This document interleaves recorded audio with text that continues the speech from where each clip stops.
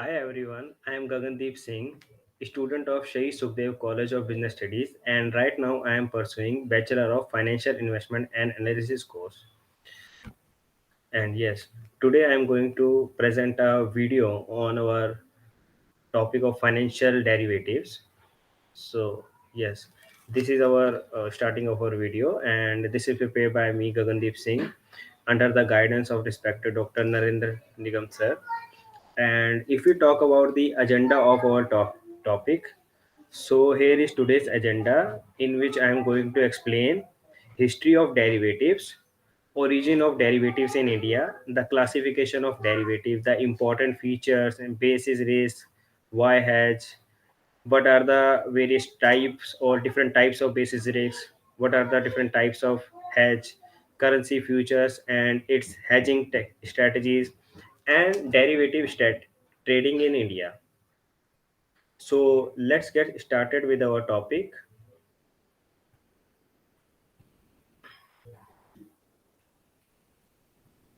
So yeah, if I talk about what is financial derivative and what are derivatives is, so in finance, a derivative is a contract that drives its value from the performance of an underlying entity, and that underlying entity can be an asset, index, or an interest rate, and is often simply called the underlying. Derivatives can be used for a number of purposes, including ensuring against price movements, hedging, increasing exposure to price movement for speculation, or getting access to otherwise hard to trade assets or market. Some of the more common derivatives include forwards, future, option, swaps, and variation of these, such as synthetic collateralized debt obligations and credit default swap. Most derivatives are traded over the counter, that is, off exchange, or an exchange such as the Chicago Mercantile Exchange, while most insurance contracts have developed into a separate industry. In the States, after the financial crisis of 2007 and 8, there has been an increased pressure to move derivatives to trade on exchange. If we talk about the history of derivatives, so the Chicago Mercantile Exchange, if you talk about the Chicago Mercantile Exchange, so in 1874, the Chicago Produce Exchange was established. This provided a market for butter, eggs, poultry, and other perishable agriculture products. But the International Monetary Market, which is IMM, was formed as a division of the Chicago Mercantile Exchange in 1972 for futures trading in foreign currencies. The currency traded on the IMM now include the British pound, the Canadian futures dollar, the Japanese yen, the European euro, and the Australian dollar. The Chicago Mercantile Exchange and International Monetary Market also trades a gold futures contract, a treasury bill futures contract as well. And if you talk about the origin of derivatives, so origin of derivative market in India have been an existence of one form or the other for a long time. In the area of commodities, the Bombay Cotton Trade Association started futures trading way back in 1875. In 1952, the government of India banned cash settlement and options trading. Derivatives trading shifted to informal forward markets. In recent years, government policy has shifted in favor of an increased role of market, and which was based on pricing and less suspicious derivatives trading. The first step towards introduction of financial derivatives trading in India was the promulgation of the securities law, and it was amended under the promulgation of securities law ordinance in 1995. It provided for withdrawal of prohibition on options in securities. The last decade, beginning the year 2000, saw lifting of ban on futures trading in many commodities. Around the same period, national electronic commodity exchange were also set up. So derivatives have been introduced in India India. And if we talk about so derivatives are commodity and financial, and under the commodity and financial there are some basic instruments and complex instruments. So if we talk about the basic instruments, so under the basic instrument there are derivatives which are forward, future, option and swaps. And under the complex instruments there are exotic, options and leaps, etc. So yeah, this was the classification. So one by one I'm going to explain what is forward, future, option, value swap and convertibles.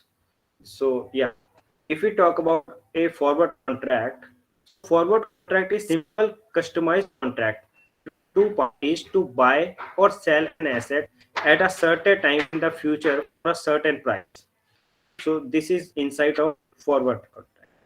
And if we talk about the future, what is future contract or what future contracts we can say? So a future contract is an agreement between two parties to sell or buy a specified quantity of an asset at a specified price and at a specified time for an underlying asset.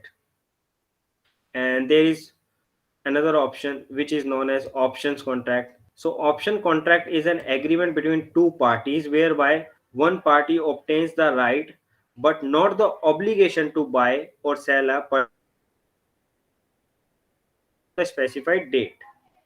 So there are another warrants, swap, and convertible. So if you talk about the warrants, so warrants are a derivative that give the right but not the obligation to buy or sell a security, most commonly an equity, at a certain price before expiration.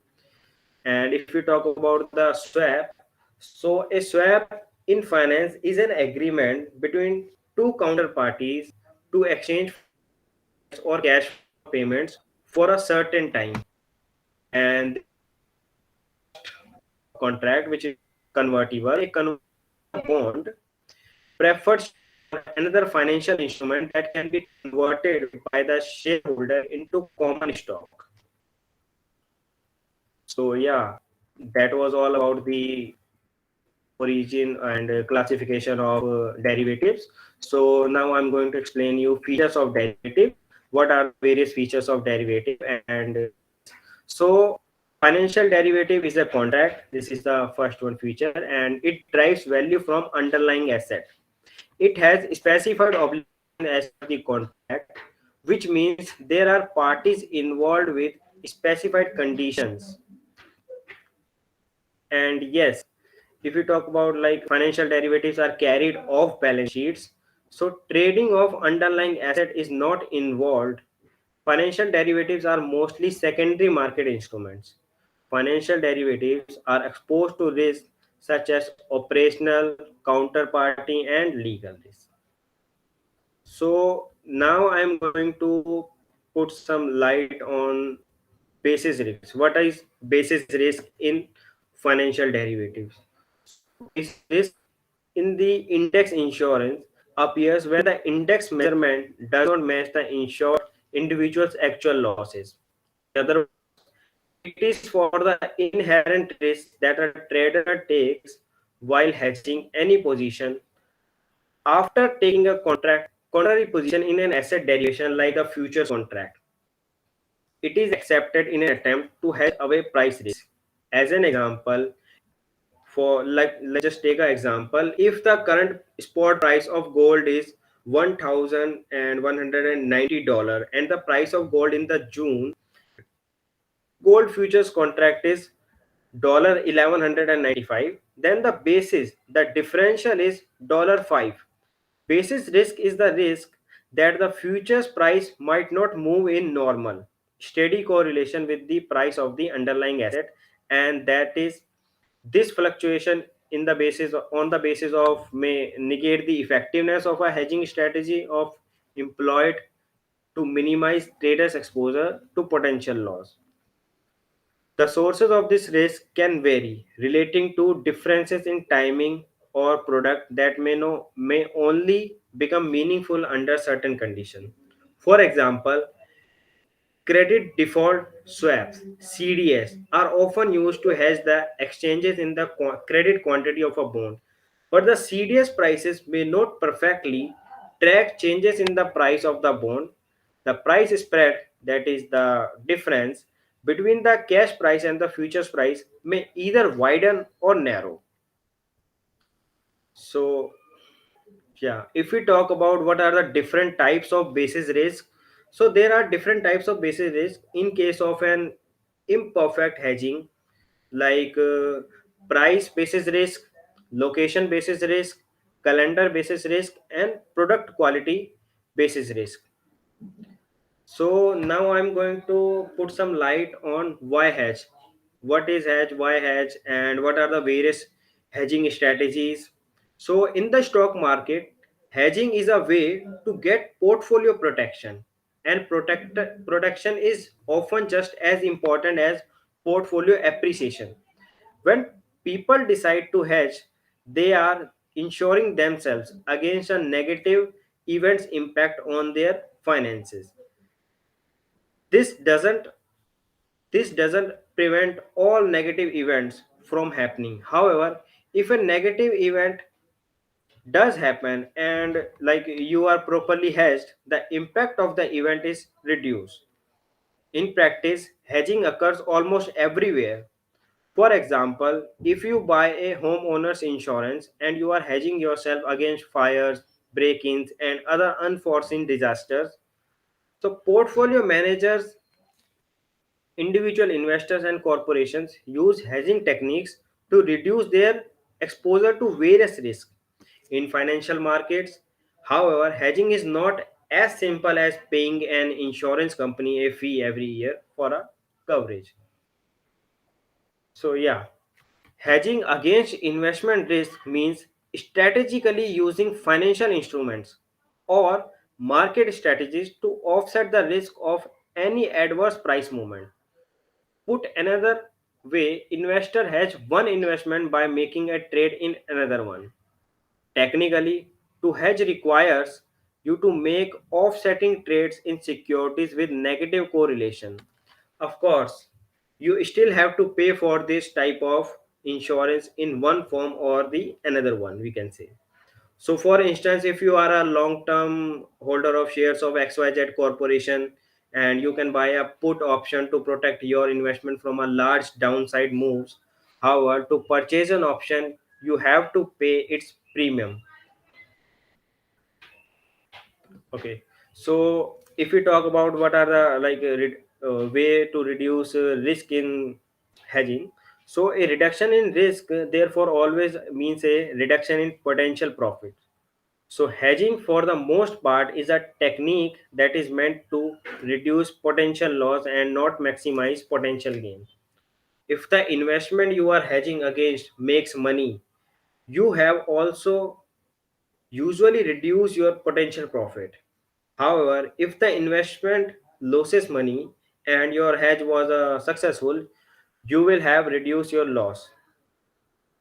So now I'm going to put some insight on currency futures and its hedging strategies. So like what are currency futures and hedging strategies? So currency futures are a exchange traded futures contract they specify the price in one currency at which another currency can be bought or sold at a future date.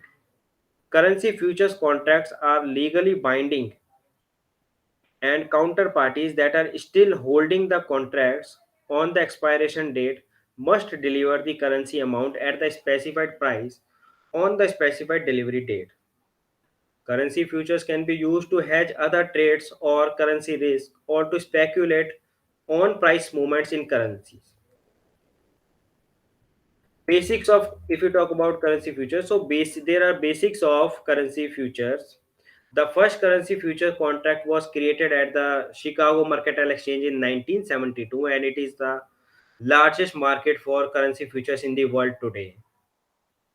And currency future contracts are marked to market daily. This means traders are responsible for having enough capital in their account to cover margins and losses, which result after taking the position. Futures Futures traders can exit their obligation to buy or sell the currency prior to the contract's delivery date. This is done by closing out the position. For example, buying a euro foreign exchange future on the US exchange at $1.20, which means the buyer is agreeing to buy euros at $1.20 US. If they let the contract expire, they are responsible for buying 1,25,000 euros at $1.20 USD. Each euro foreign exchange future on the Chicago Mercantile Exchange CME is 1,25,000 euros, which is why the buyer would need to buy this much. On the flip side, the seller of the contract would need to deliver the euros and would receive US dollars. And yes, if we talk about what are the various hedging techniques or hedging strategies with foreign currency future strategies. So, exchange rates are quite volatile and unpredictable. It is possible that anticipated profit in foreign investment may be eliminated, rather, even may incur loss. So, thus, in order to hedge this foreign currency risk, the traders often use the currency futures. For example, a long hedge, that is buying currency futures contract will selling currency futures contract, which means protection against a rise in a foreign currency value, whereas a short hedge selling currency futures contract will protect against a decline in a foreign currency's value. For example, if a trader is exporting or importing any particular product from other countries, then he is exposed to foreign exchange risk. Similarly, if the firm is borrowing or lending or investing for short or for long term from foreign countries, in all these situations, the firm's profit will be affected by change in future foreign exchange rates. In all these situations, the firm can take long or short position in futures currency market as per the requirement. The general rule for determining whether a long or short futures position will hedge a potential foreign exchange loss is like loss from appreciating in Indian rupees is to be known as or is to be is equal to short hedge, and loss from depreciating in Indian rupees is long hedge. So I'm going to explain you right now what is short hedge and what is long hedge. A short hedge involves taking a short position in the futures market. In a currency market, short hedge is taken by someone who already owns the base currency or is expecting a future receipt of the base currency. Whereas a long hedge involves a holding a long position in the futures market. A long position holder agrees to buy the base currency at the expiry date by paying the agreed exchange rate. This strategy is used by those who will need to acquire base currency in the future to pay any liability in the future. So hedging, what is hedging risk with currency swaps? The currency swap market is one way to hedge that risk. Currency swaps not only hedge against risk exposure associated with exchange rate fluctuation, but they also ensure receipt of foreign monies and achieve better lending rates. So, how currency swaps work? A currency swap is a financial instrument that involves the exchange of interest in one currency for the same in another currency. Currency swaps comprise two notional principles that are exchanged at the beginning and end of the agreement. These notional principles are predetermined dollar amounts or principal on which the exchange interest payments are based. However, this principal is never actually repaid. It's strictly notional, which means theoretical. It's only used as a basis on which to calculate the interest rate payments which do change hands. So, yes, if we talk about forex hedge under the types of hedging, So a forex hedge is a transaction implemented to protect an existing or anticipated position from an unwanted move in an exchange rate. Forex hedges are used by a broad range of market participants, including investors, traders, and businesses. By using a forex hedge properly, an individual who is long a foreign currency pair or expecting to be in the future via transaction can be protected from downside risk. Alternatively, a trader or investor who is a short a foreign currency pair can protect against upside risk using a forex hedge. So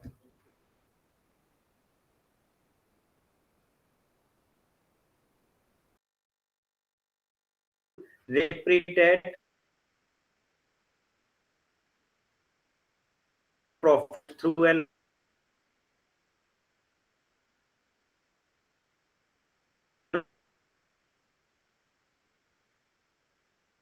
sell euro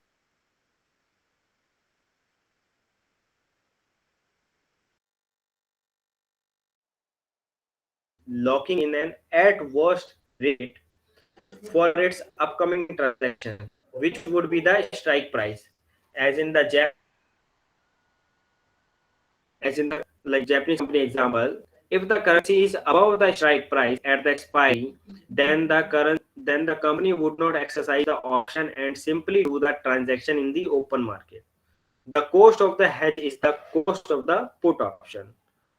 Not all retail forex brokers allow for hedging within their platforms. So, yes, now I'm going to talk about derivatives trading in India. A derivative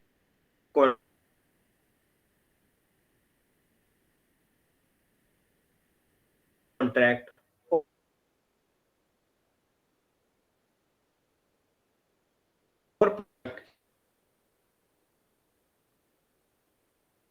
exchange commodities, stocks, or the rate of interest. The buyer and seller of such contracts have opposite estimation of the future trading price. Both the parties bet on the future value of the underlying asset to make a profit. Derivative to a regular buy and sell of paying pays to a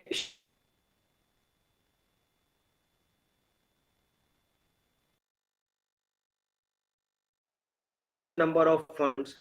So it is not for you if you have limited resources. Limited resources mean limited funds and low risk appetite. Trading derivative need expert knowledge. A high trading expert and experience is mandatory with high risk tolerance. As a derivative trader, you must therefore carefully consider its suitability depending upon our financial position. We should accept the fact that we can lose profits. Even we can incur the loss with the execution of derivative trade. It is invariably desirable to refer carefully model risk disclosure document before beginning the derivative trade. We can ask for this document from your broker, and also before signing it we should read and understand its implications. This document clearly mentions all risk associated with derivatives trading in India. So how future contracts improve derivatives trading in India? Future contracts are similar to the forward contract with some improvements. Forward contract derives the values from the underlying spot prices. Under these contracts, two parties enter into an agreement to trade at some point in future. Also, they agree to trade at pre-specified price and time. There is no exchange of money during the time of entering the agreement. Future and forward contracts are a derivative market instruments in India. However, trading with forward contracts have deep limitations like There is lack of any centralized trading mechanism, no predefined settlement procedure, liquidity was always a concern, counterparty risk is always there. So these are four types of trading with the forward contract with deep limitations. So at present, there are five clearing corporations operational in India, namely India International Clearing Corporation Limited, IFSC Limited, Indian Clearing Corporation Limited, Metropolitan Clearing Corporation of India Limited, National Securities Clearing Corporation Limited, NSC IFSC Clearing Corporation Limited. The other features that differentiate future from the forward contracts are the increased time to expiration does not increase the counterparty risk in future contracts. Future contract markets are highly liquid in comparison to forward markets. If we talk about the Indian derivative trading instruments and its type, so all future contracts have cash settlement over NSE, National Stock Exchange. Any future contract is always made between two persons, but clear corporation always takes opposite position any order, against any order. Thus, there is always an opposite party by default in each trade. Unlike forward contracts, future contract money, unlike forward contracts in future, contract money transfer takes place during the time of entering the contract. Similarly, while entering an option contract, the buyer of an option pays the premium. With this payment, the buyer gets the right to exercise his option to buy at the expiration date. On the other hand, the seller of option receives the premium. Due to this, he or she is obliged to sell or buy the asset in the situation when buyer exercises his right. So, in general, options are of two types: call option and put option. All options at NSE also settlement at cash. When you buy a call option, you receive the right but not obligation to buy the asset at a predefined price and quantity at or on the future date.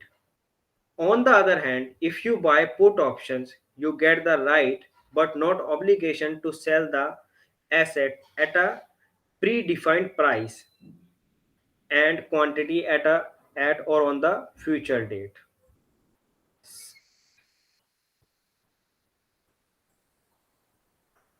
Similarly, we can also write options.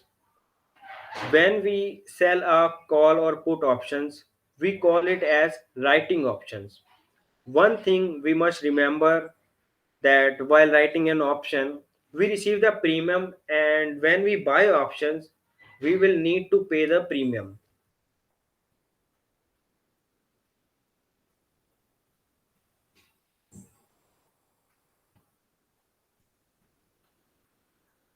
So, yeah, if we more talk about the,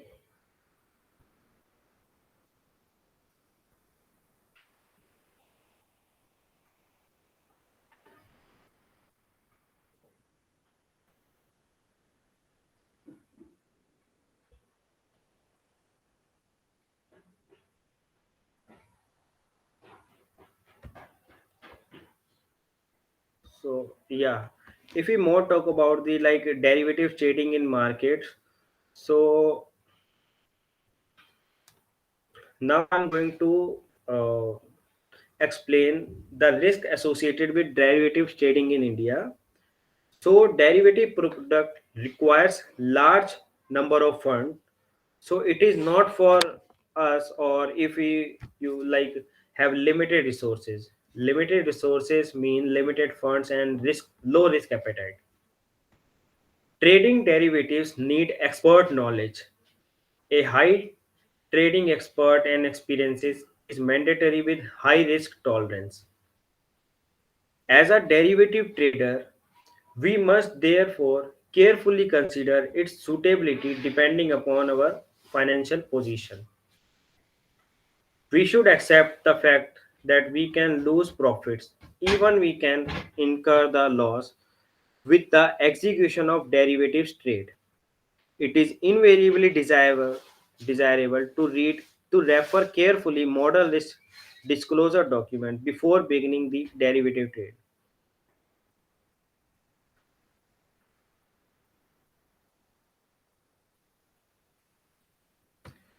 So yeah, thank you so much. I hope these all things helps you a lot.